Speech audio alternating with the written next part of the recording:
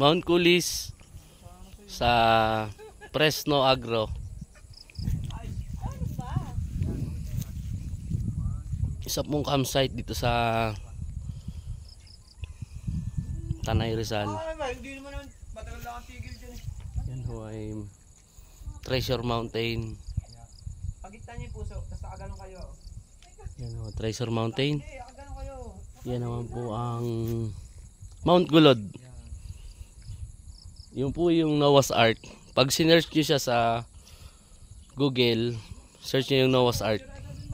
Yan po yung bangka na nakalutang sa Sea of Cloud. Yan.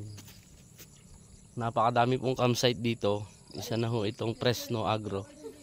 Yung ating pong kaibigan dito, si Kabeni, siya yung mismong may-ari nitong Fresno. At meron siyang ka-joint venture dito sa lugar na to, yung 15 hectares. Uy, solo ko lang dalo. Send mo sa akin.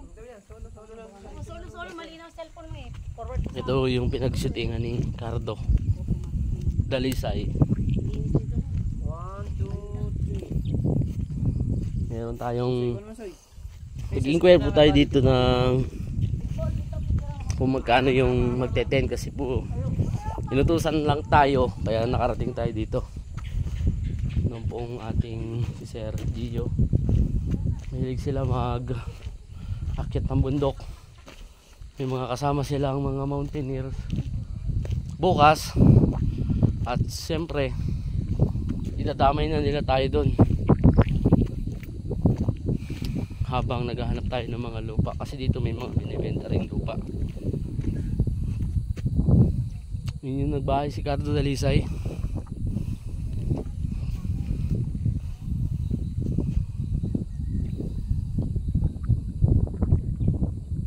Dito lumulubog yung araw, ibig sabihin nandito silangan. Ito yung araw kasi kanluran.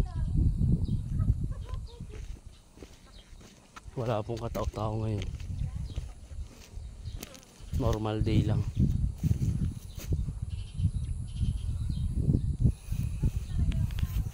Kaya yung nakita ko sa internet, yung mga nagpapapicture dyan. Napakasimpleng ano lang siya. Dapat to ina-upgrade na nila eh. Kasi luma-luma na tong kahoy na to, tsaka tong pintura na to. Makapagpa-picture ka ng maganda dito. Alright, ganda ng view.